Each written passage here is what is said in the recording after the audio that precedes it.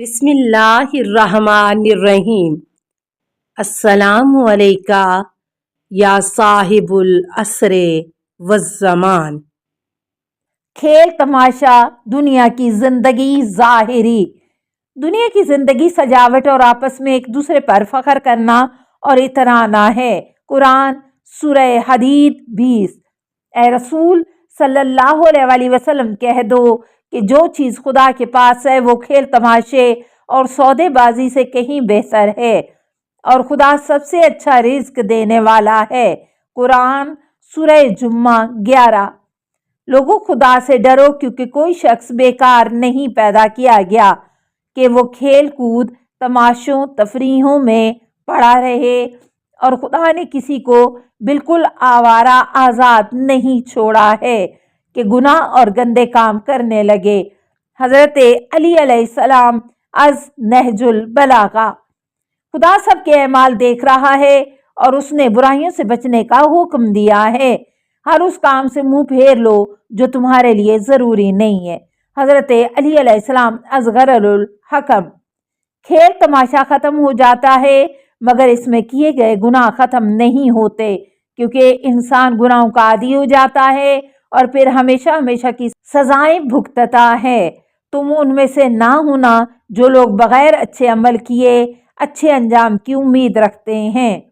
اپنے برے کاموں کی وجہ سے بیمار ہوتے ہیں تو شرمندہ ہوتے ہیں، صحت یاب ہو جاتے ہیں تو اترانے لگتے ہیں، دولت مندوں کے ساتھ عیش کرنے کو ترجیح دیتے ہیں اور غریبوں کے قریب بھی نہیں پھٹکتے۔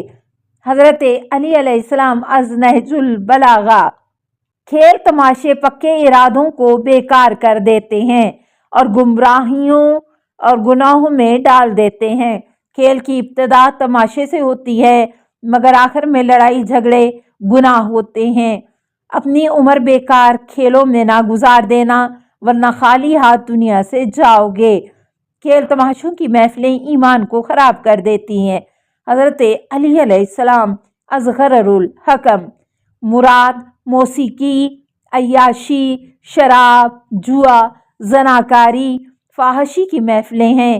صحت مند تفریحیں اور کھیل کود وہ ہیں، اور کھیل وہ بھی اگر 1-2 گھنٹے کے لیے صحت اور تفریح کے لیے کھیلے جائیں جو حرام نہ ہوں تو وہ مباح بلکہ مفید ہیں۔ مومن کا کام کھیل کود نہیں ہوتا کہ وہ خدا سے غافل ہو جائے اور جدوجہد میں مصروف رہتا ہے۔ امام حسن علیہ السلام از تنبیہ الخواطر۔ معلوم ہوا وہ کھیل کود حرام ہے جو خدا سے اور خدا کے مقرر کیے ہوئے فرائض سے غافل کر دے۔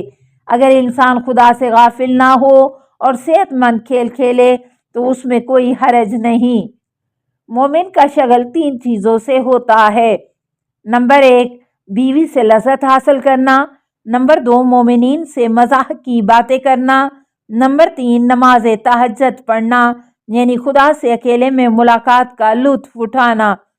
امام محمد باقر علیہ السلام از بہار جلد 67۔ جائز کھیل کھیلا کرو، کیونکہ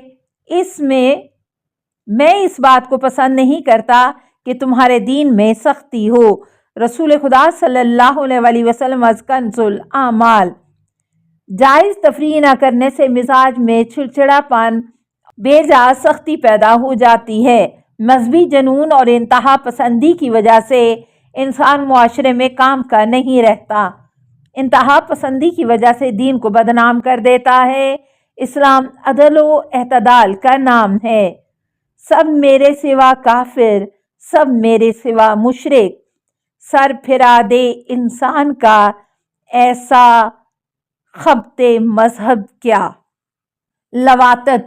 اگر مرد مردوں سے اور عورتیں عورتوں سے اپنی جنسی خواہشات پوری کریں تو نسل کا سلسلہ ختم ہو جائے گا، نظام عالم بگڑ جائے گا، دنیا برباد ہو جائے گی۔ امام علی رضا علیہ السلام از بہار جلد 79۔ اللہ ملائکہ اور تمام لوگوں کی لعنت اس شخص پر ہے جو اپنی خواہش کو اپنے ہاتھوں سے یا مردوں کے ساتھ بدفعلی سے پورا کرتا ہے۔ جناب رسول خدا صلی اللہ علیہ وسلم از کنز الاعمال۔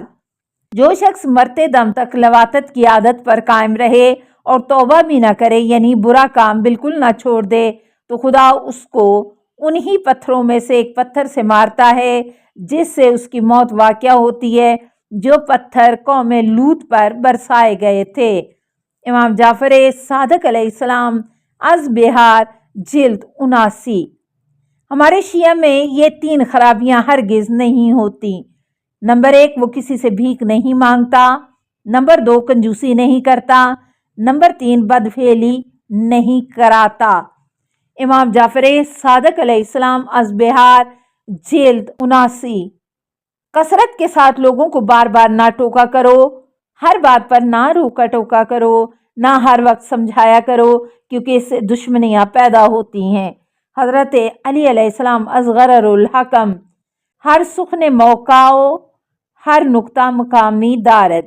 نوٹ: روکنا ٹوکنا سمجھانا ایک دوا کی طرح سے ہے، صرف وقت ضرورت بہت مختصر الفاظ، وہ بھی نرم اور احترام کو ملحوظ خاطر رکھتے ہوئے کبھی کبھی روکنا ٹوکنا سمجھانا چاہیے، وہ بھی جب لوگ حرام کی طرف متوجہ ہوں۔ یہ کام اکیلے میں کرنا ضروری ہے، وہ بھی اس طرح کہ کسی کا دل نہ دکھے اور اس کی ذلت نہ ہو۔ خیال خاطر احباب چاہیے ہر دم، انیس ٹیس نہ لگ جائے آپ گینوں کو۔ معزز سامعین، اس طرح میزان الحکمت کے جلد اول، جلد دوم اور جلد سوم اپنے اختتام کو پہنچی۔ رب کائنات سے التجا ہے کہ پاک محمد و آل محمد کے صدقے میں ہمارے گناہان کبیرہ اور صغیرہ معاف فرمائے اور ہمیں دین حقہ پر مضبوطی سے قدم جمانے اور عمل کرنے کی توفیق عطا فرمائے۔ آمین یا رب العالمین۔ السلام علیکہ یا صاحب العصر والزمان، الامان الامان الامان من فتن الزمان۔ السلام علیکہ یا خلیفۃ الرحمن، السلام علیکہ یا امام الانس والجان، السلام علیکہ یا مظہر الایمان، السلام علیکہ یا شریک القرآن، السلام علیکہ یا قاطع البرہان، السلام علیکہ یا امام زماننا ھذا اجل اللہ فرجک وسہل اللہ مخرجک وظہورکا۔ السلام علیکہ ورحمۃ اللہ۔ اللہم صلی علی محمد و آل محمد۔